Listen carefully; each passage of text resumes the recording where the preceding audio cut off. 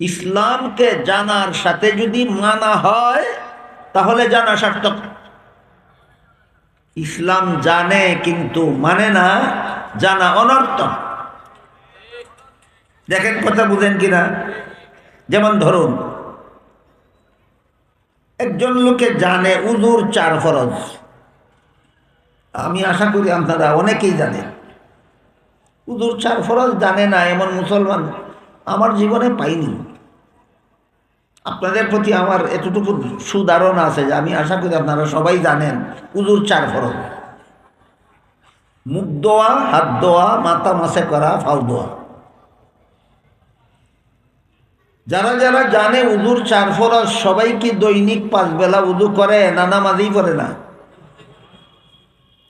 উযুর 4 ফরজ জানে কিন্তু উযু করে না। বলেন জানে না না মানে না? শিক্ষা আছে, দীক্ষা নাই। কি আছে কি নাই? এবার আপনারাই বলুন, শিক্ষাটা সফল না ব্যর্থ?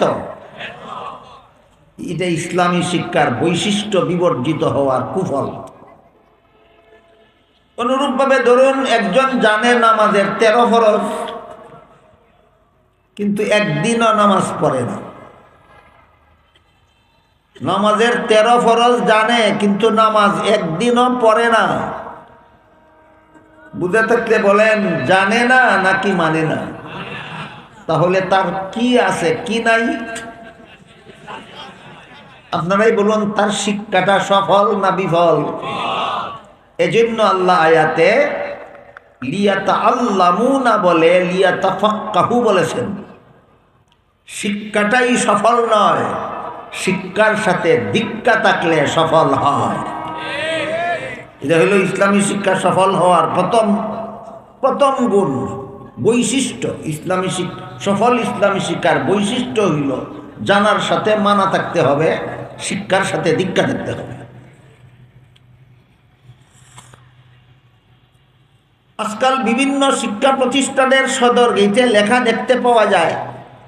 অনেক বড় বড় শিক্ষা প্রতিষ্ঠানের গেটে লেখা থাকে, শিক্ষার জন্য প্রবেশ করো, সেবার জন্য বের হও। কেউ বাংলায় লেখে শিক্ষার জন্য প্রবেশ করো, সেবার জন্য বের হও। কেউ ইংলিশে লেখে come for education, go for help. একই কথা। আমি আজ পর্যন্ত বাংলাদেশের যত শিক্ষা প্রতিষ্ঠানে এই স্লোগানটা লেখা দেখলাম, একটার মধ্যেও শিক্ষার সাথে দীক্ষা শব্দটা নেই। একটার সাথেও শিক্ষার সাথে দীক্ষা শব্দটা নেই। আমার মনে হয় এরা জানেই না দীক্ষা ছাড়া শিক্ষা যে বিফল। দীক্ষা ছাড়া শিক্ষা যে বিফল এরা জানেই না। এরা দীক্ষার জন্য শিক্ষা গ্রহণ করে না, এরা শুধু শিক্ষার জন্যই শিক্ষা গ্রহণ করে।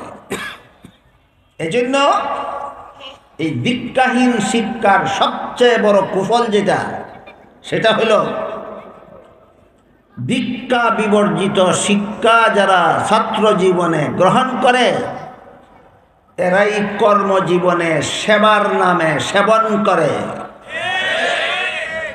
ছাত্র জীবনে যারা দীক্ষা ছাড়া শিক্ষা গ্রহণ করে, এরাই কর্মজীবনে কিসের নামে কি করে? বাংলাদেশে সেবার নামে সেবনকারী কোনো শিক্ষিত নাই। সেবন বুঝেন? সেবন খেয়ে ফেলা। এমন কোনো শিক্ষিত বাংলাদেশে নাই যারা সম্পদ, অপরের সম্পদ, সমাজের সম্পদ, দেশের সম্পদ অন্যায়ভাবে খেয়ে ফেলে। এমন কোনো শিক্ষিত বাংলাদেশে নাই।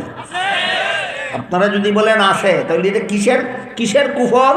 ওই ছাত্র জীবনে দীক্ষা ছাড়া শিক্ষার কুফল।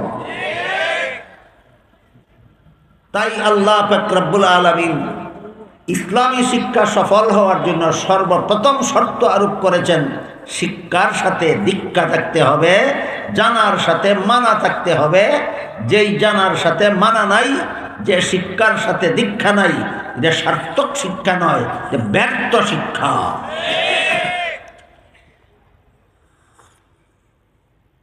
2 নম্বর গুণ। 1 নম্বর গুণ হইল সফল ইসলামী শিক্ষার 1 নম্বর গুণ শিক্ষার সাথে দীক্ষা। 2 নম্বর গুণ হলো আদর্শ। ইসলামী শিক্ষার আদর্শ হলো নবীর সুন্নত এবং সাহাবায়ে কেরামের জামাত। কথাটা একটু কঠিন আছে। এর সংক্ষিপ্ত ব্যাখ্যা হলো, আমার শিক্ষা শুদ্ধ না ভুল, আমার কার্যকলাপ শুদ্ধ না ভুল, আমার ধ্যান ধারণা চিন্তা চেতনা শুদ্ধ না ভুল, এটা সাব্যস্ত করার জন্য হাদিস শরীফে আল্লাহ রসুল 2টা স্কেল প্রদান করেছেন।